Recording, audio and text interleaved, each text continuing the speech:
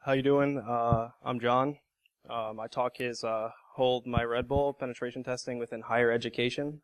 It's a not very technical talk, more of an overview or I guess throwing you into the deep end, but it's not going to be anything that's going to go over your head, or I hope not. If it does, please let me know so I can explain it in a better way. So let's get started. Really quick, I have 3 months left at Champlain College. I attend the online program and finishing cybersecurity and networking. I have an associate's degree from Herkimer County Community College. I'm Security Plus certified. My official title, according to my boss, would be a cybersecurity samurai, but really my role is a security consultant and penetration tester. So this talk has a lot in it, but it's going to consist of the ethics, the gamifying or gamification, the academia standpoint, and then some definitions or explanations so that maybe you guys can understand the concepts of offensive security a little bit more. Ethics is a really important thing, especially to me in this field, because when you get hired as a pen tester, they give you access to things that they don't normally do, even to their own employees. It's a lot of responsibility and a lot of risk they put. So it's really important that you keep the ethical and the moral obligation and responsibility that they're giving you in mind. And that's what really, it's the first on this talk because it really, it scared me thinking about giving this access to people that I went to school with already or that I go to school with. I mean, people in their 20s don't always do the smartest things. So I would start ethics being a huge part of it, starting, the first day, freshman year, sophomore year, you should have some form of ethics, especially directly correlating to cybersecurity or offensive security. I mean, it's something that really would have to be hammered in, and you would really need professors who know what they're doing and really care about the ethics as well and understand, what you're training these people to do. The next part would be you need to have some established honor code. It's an honor system like a lot of things, and it's really similar to the honor system that we have with clients because they don't have the time or the resources to monitor us all the time. And so there are times where, where we will probe a client or do some test and they have no idea that we did this. And that's not something I would want to leave up to any 20-year-old or anyone who has an interest in it. It's something that needs to be, hammered in that this is right and this is wrong. And it would have to be off some honor code, which if you do break it, you would be, kicked out. No exceptions. And I think it has to be like that, and I'll get to why. It would have to be over the course of a capture the flag framework, which is a type of game that has grown in popularity. And I'll explain that what that is in a few slides. The learning management system, which, Blackboard, Canvas, a lot of us have experience using that if you've gone to undergraduate school. And then a wiki, and all of these things should span multiple measures. A lot of this stuff, it doesn't necessarily have to be for offensive security. There are things that computer scientists, that, defensive security professionals can benefit from, and they should. And you should want to educate these offensive security students in a way where they're learning off the defensive security students. So kind of pitting them together.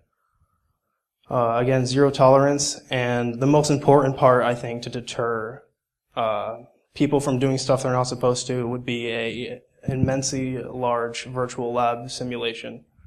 I would think of, having a CTF framework that's not the one where they do all their homework, but one that they can test.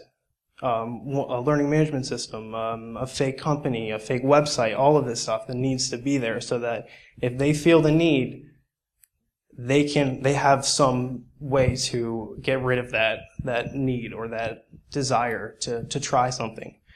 Because the more you go into it, the more you look around and think, well, what is that? How does that work? Or maybe if I try that, and you can't do that in education.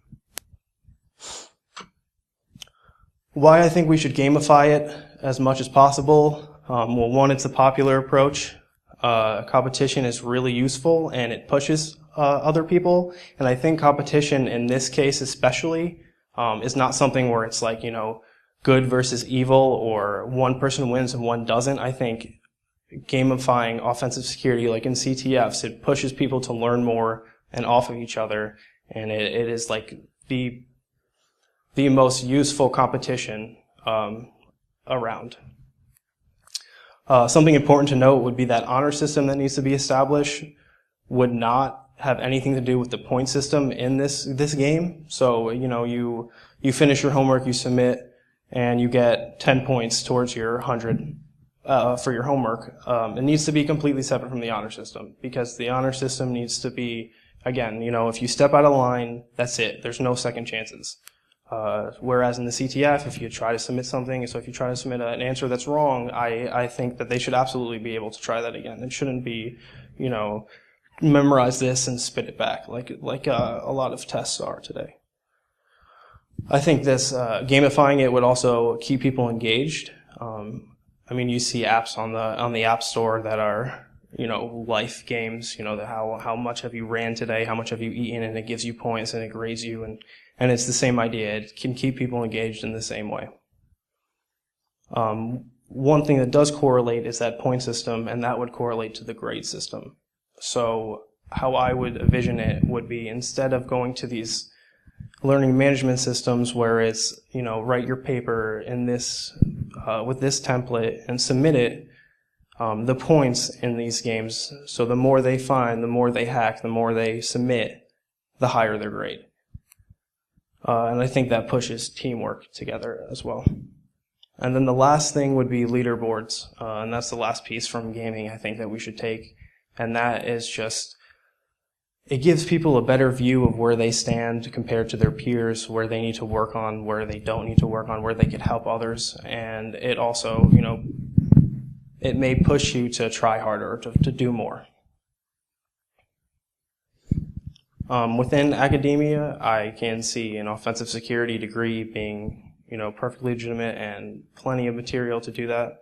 And I think that should be a thing. There is cybersecurity, and I love the degrees I have, and I'm happy that it's that I have the possibility to do that. But there needs to be an offensive security degree. No matter what, you can't cover everything in a 2-year or a 4-year or 6 years.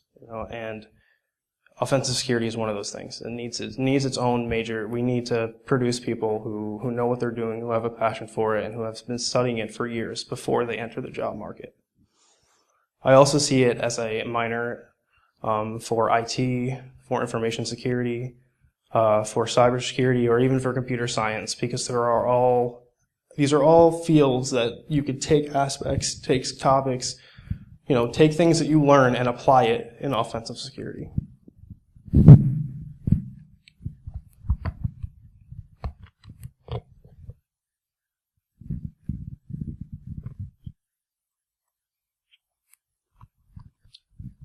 So just in case you don't know, I'm going to explain a little bit about what a capture the flag is. Capture the flag is, it's like a war game kind of. You have missions and you have that you're given, and you're supposed to take certain steps or find certain things, like maybe an I Spy you can think of, and you submit them and you get points. You go through stories and learn things. You go through networks, go through systems, and explore stuff. And I think because it has such a huge following now, there's ones online, ones at schools, everywhere. It needs to be picked up more. It needs to be used across schools, across states, across the country, across the world, not just through these nonprofit organizations or these private entities, but through the education system, because they're just missing out. One really good resource for that is VulnHub, and that's a website that contains a lot of boot to root, and that means you download this image of an operating system, you install it, and you load it up, and you get right to work, and it's meant to be broken into. And I think people look past the value in that a lot, and especially in schools, because you don't have to set up your giant virtual lab that I suggest. You don't need to do it from scratch. You don't need to buy all these operating systems. There are resources out there already for that professionals use, and that I use for fun and for practice. That would work great in a CTF. That would work great in this context. And the most another important thing would be freshman year. A lot of students walk in. They may not have the technical skills or the expertise to do a professional CTF, but they do have enough that they could do trivia questions. And I think that alone, even though it's the same as a multiple choice question, that formatting, Monopoly, or not a Monopoly, I'm sorry, Jeopardy-like formatting, that would engage people more. That would keep people interested more. So doesn't have to be super technical. People hear CTF and they think of the most technical thing they can, and it's not always the case.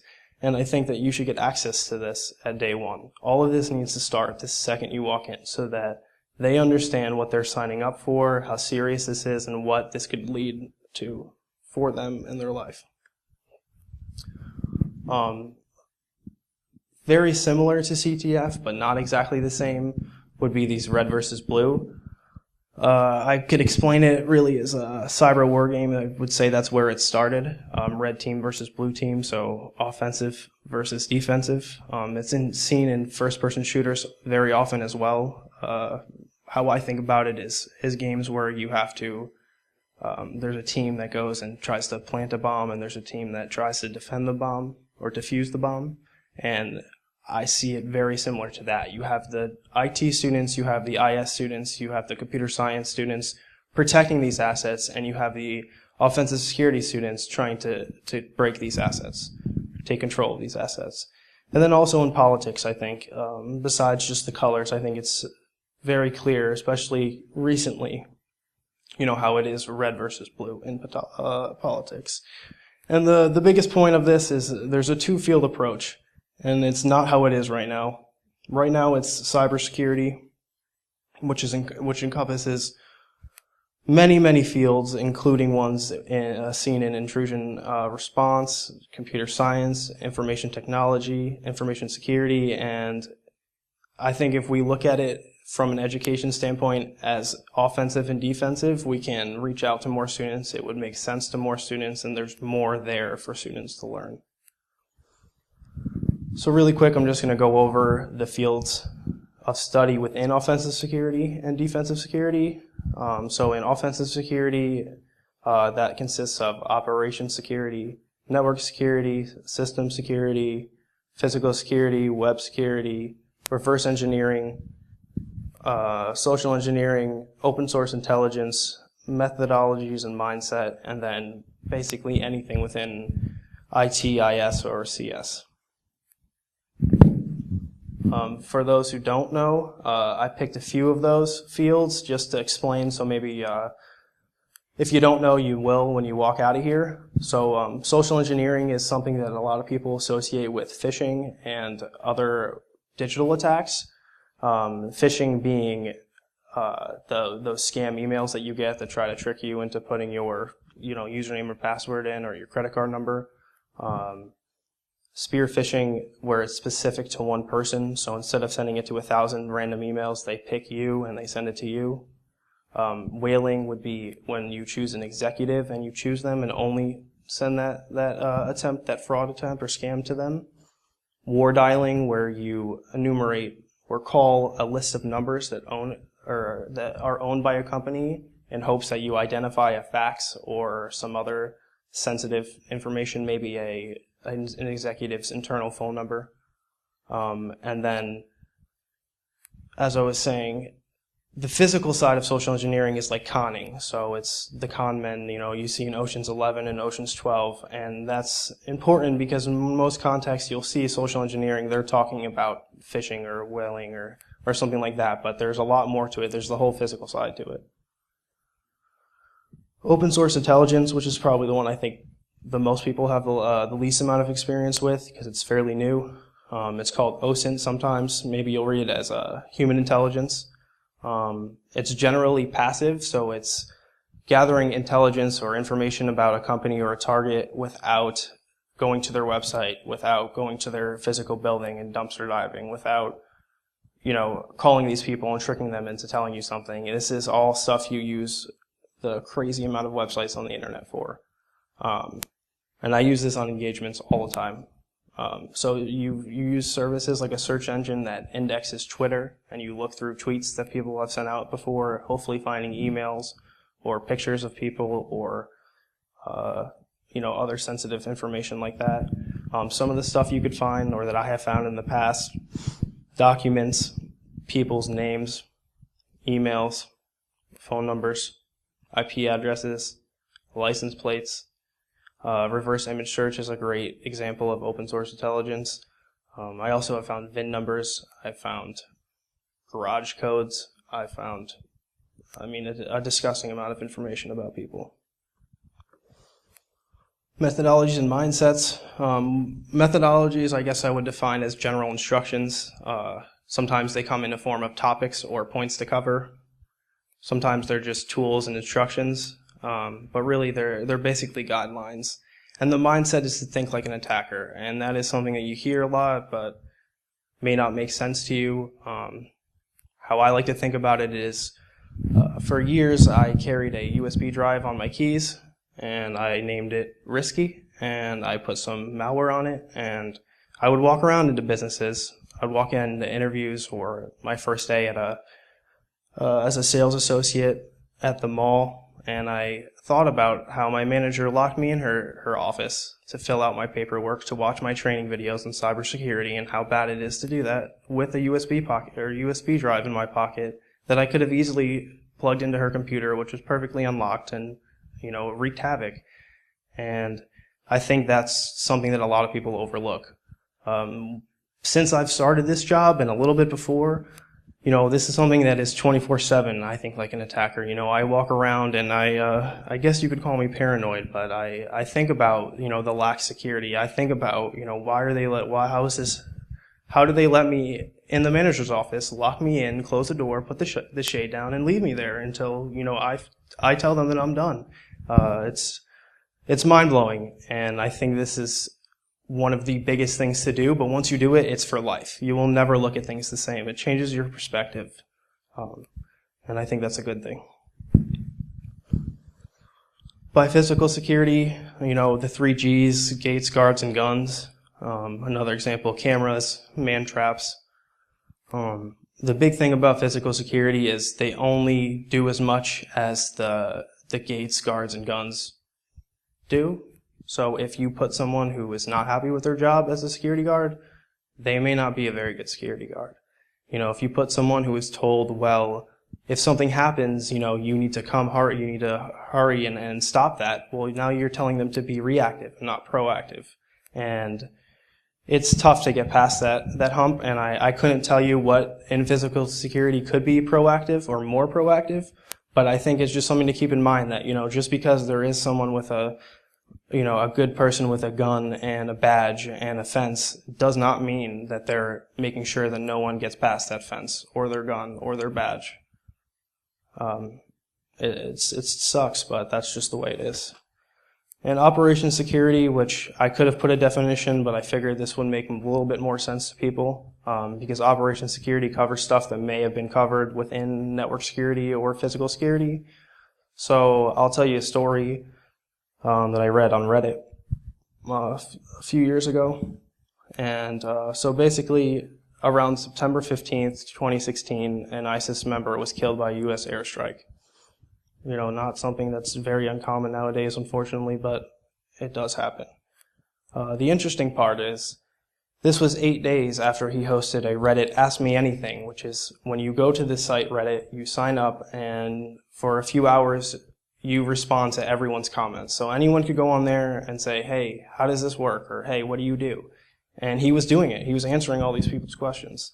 The mistake he made was when he was asked for a selfie and his coordinates, He said, "I'm not giving you my coordinates. That's silly." But he did put a selfie on there. And it turns out that he did not have geotagging off, and so his coordinates, his exact location was in it, and sure enough, 8 days later, supposedly, he was bombed and killed.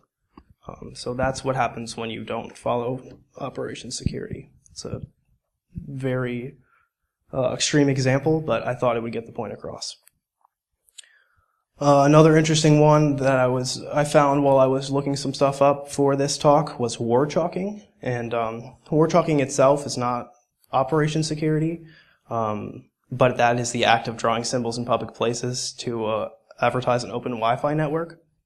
And I just thought that was a very interesting attack on Operation Security. A vulnerability, I guess you can say, in Operation Security that I never would have thought of, because why would I think that someone who was walking by and looking at the Wi-Fi networks would mark this on my wall so that everyone else knows? But that is a very, again, extreme example of how someone can break your Operation Security and how important it is. So within defensive security, it's a lot of the same stuff. I would say the biggest differences are the hardened programming. So when you are making a tool, not to say the NSA or the CIA's tools aren't good, but they do not think about security in their tools, their offensive security tools, and that's something that defensive people really need to do more and more and more from the beginning. It's not after the fact. Don't patch stuff after the fact, but make it secure from the beginning. Digital forensics, and then incident and disaster recovery. And that's not to say that any of those things aren't helpful or useful when it comes to offensive security, but it's more stuff that you would want experts in for defensive, not for offensive. So red versus blue, I would want this to be a competition, and I think this needs to be picked up. So whoever's willing to do that, it needs to put defensive security students against offensive security students in simulations that will resemble real life experiences and real life job opportunities.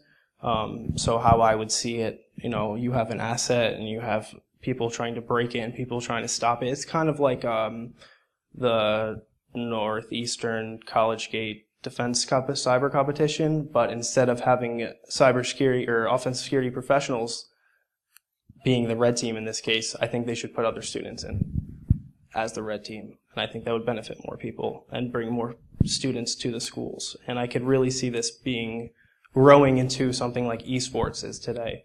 A team for both blue and red teams, cyber sports if ESPN wants to reach out. But I think that's something that's going to happen whether, schools jump on board first or not, or whether they're the ones to do it first or not. Another big aspect that I don't see at colleges, a bug bounty program. And a bug bounty program is basically when a company or an entity organization has steps you can take that give anyone or select people access to test things. So it's instead, we get contracted, but this is stuff open to the public or open to registration. You register, they say, okay, you can try to break into, our website. And if you find something, we'll pay you for it.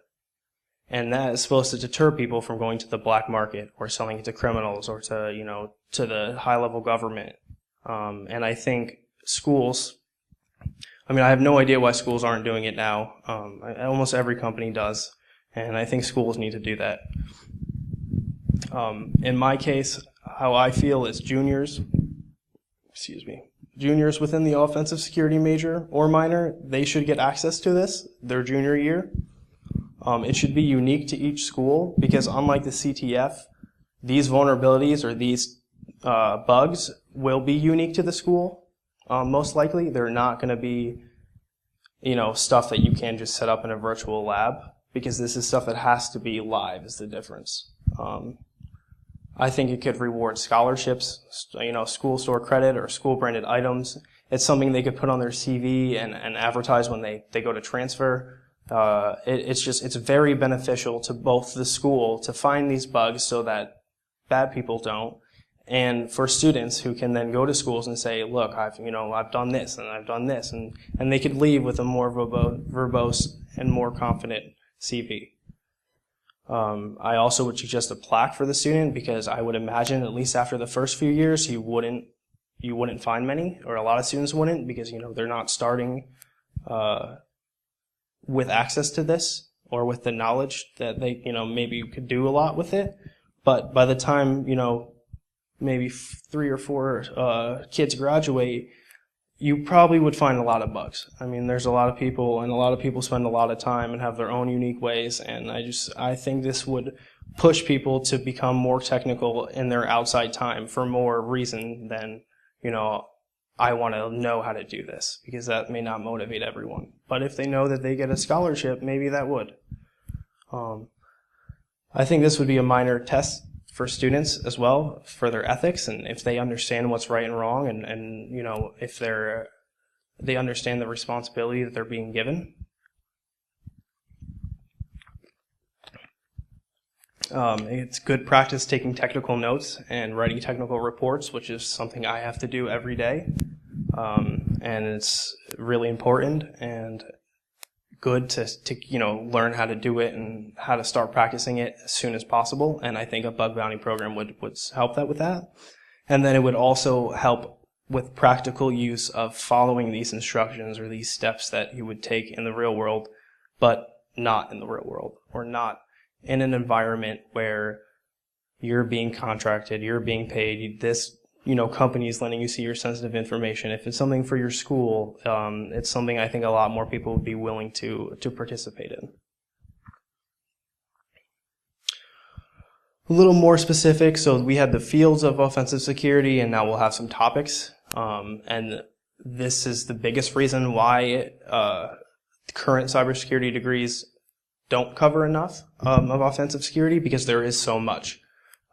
That's why we need our own degree program, our own major. So within offensive security, there are vulnerability assessments, internal penetration tests, external penetration tests, web app penetration tests, phishing, social engineering, physical penetration tests, reconnaissance, operation security, offensive security tools and tool creation, and then cyber intelligence or counter cyber intelligence.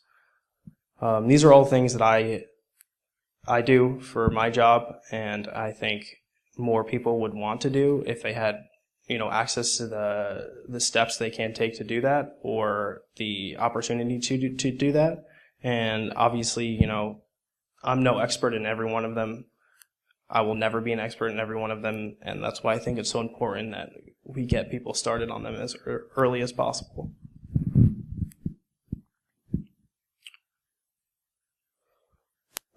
Tips and tricks. So this is just a random, blop of facts, tips, and tricks that I've acquired or learned over the years, because I have been doing this stuff way before I was in school. The biggest thing, push through if you get lost on something or in something. I can't tell you how many times I've spent 4 hours trying to just turn something on that wouldn't work, wouldn't boot up, just to find out that, I put it down for the night, I come back and I just, was hitting the wrong key or something, just the wrong key one time. But I spent 4 hours on it, and you have to learn how to stop yourself, how to recognize those types of things so that you don't waste 6 hours of the client's time, looking into a vulnerability that you knew from the beginning wasn't vulnerable anyway, or wasn't applicable in that case anyway. And it's tough, but it's something that you need to keep in mind when you're experimenting with this stuff. We all get lost into it. We all get overwhelmed. Something goes over our heads every time, and you just have to persevere through it. If you can't tell with my ethics, involving the legal system is not worth it. It's never worth it, especially in this context. I'm not going to tell you that they're going to find you if you try to do an SQL injection on some website in China, but that doesn't mean you don't know what you're doing. You don't know what could happen, and you don't know what a company would view you like. Are they going to hire you just because you weren't caught?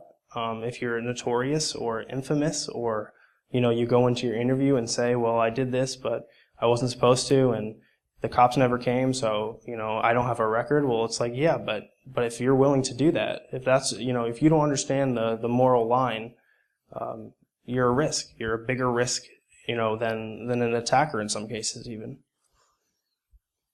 Something I think that a lot of people have trouble understanding is there's no hack that will make you the best. Coming from someone who has explored the darknet or Tor, or whatever you want to call it, who has explored hacker forums that have come and go, every other day, they are very small view, and they are very tunnel vision. They don't see the big picture. They don't see the steps that you would have to take in a real penetration test. They are specific to, if you're running Windows and it's Tuesday and it's raining, you could exploit it. And that's it.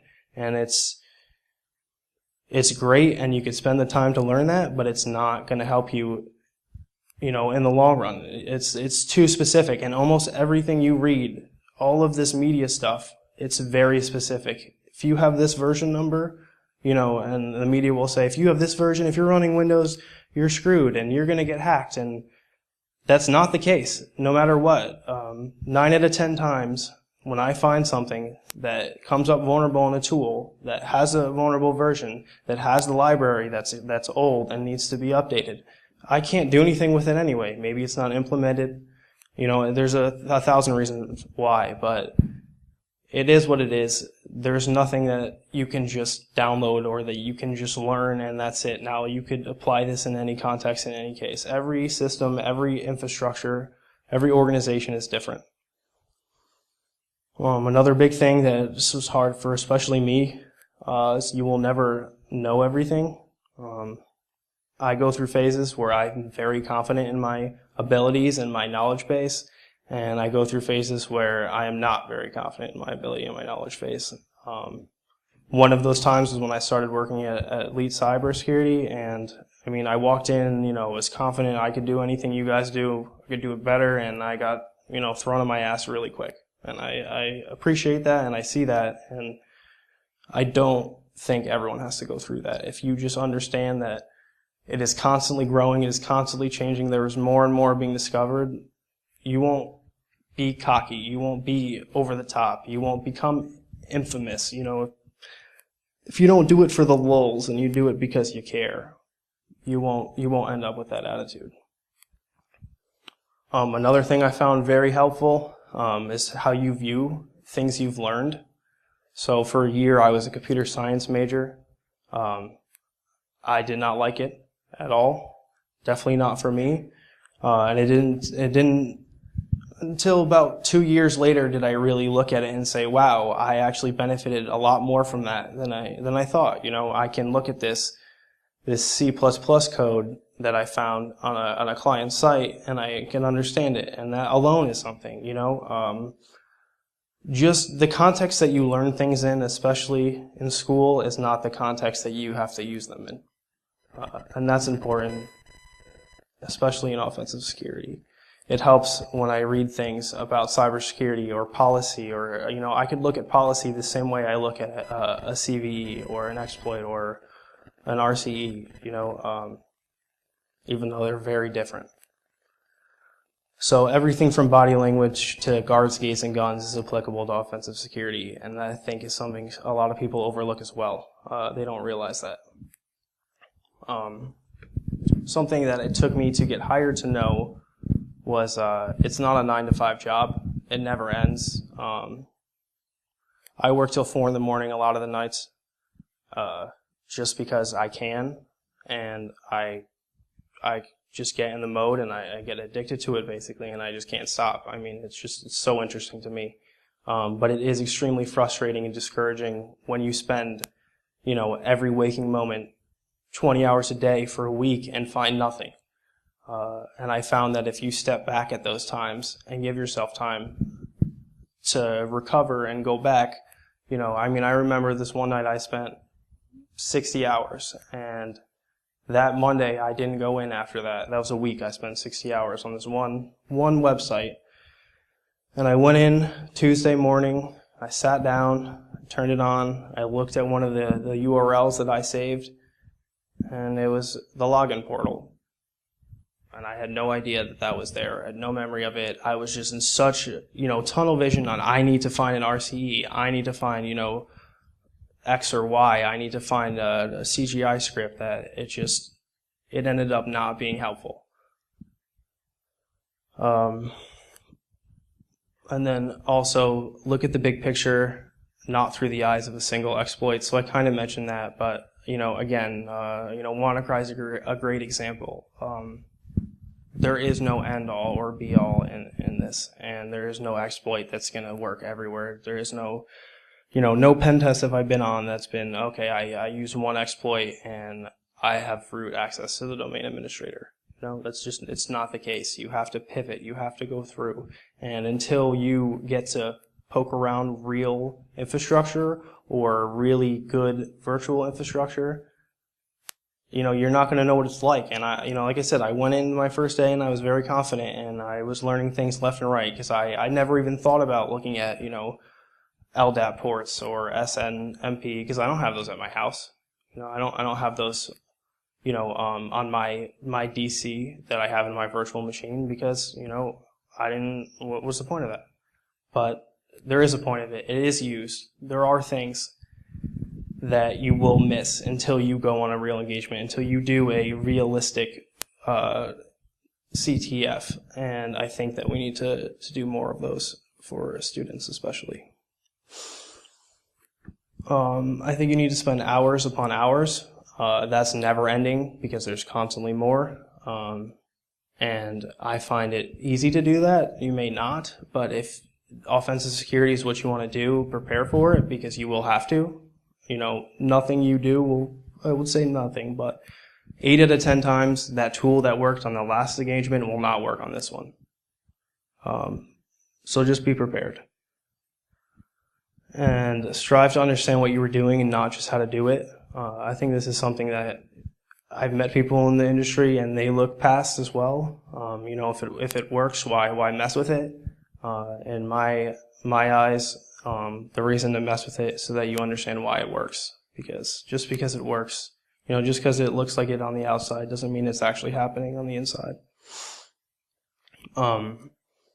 Another thing, research, which is a loose word that can mean anything from Googling to reading white papers to reading JARs, joint analysis responses, from the DHS or the FBI or stuff like that. All of those are very interesting and take them with a grain of salt, but you can learn a lot just from reading a paper. And people look past that. If it's not a talk, I don't want to know about it. I don't want to have to sit there and read it, but you have to. You have to spend the time. You have to research always, every day, see what's going on.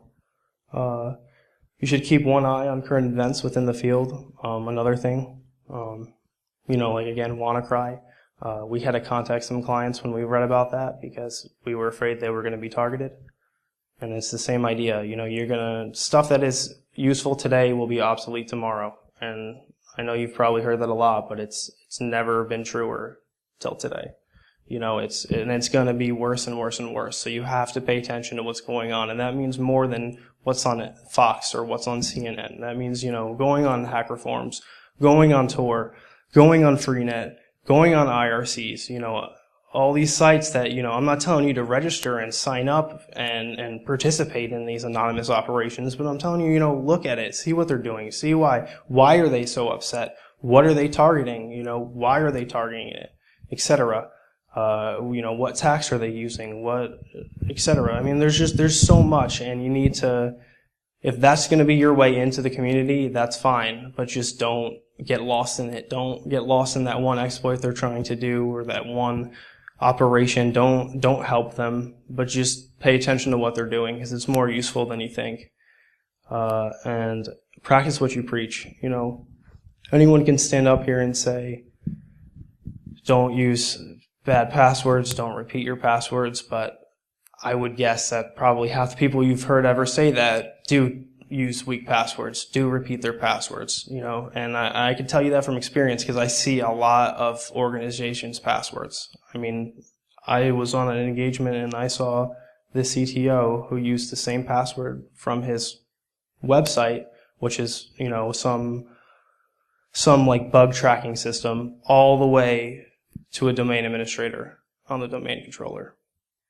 And we used that from that website, an SQL injection on that website. We were able to connect, remote connect, pivot to the domain as an administrator, and we own their network in 10 minutes just because he used the same password. So I think that's really important as well. Okay. All right, so that's it. Short, sweet talk. Got 10 minutes, so if anyone has any questions, concerns. All right. Thank you.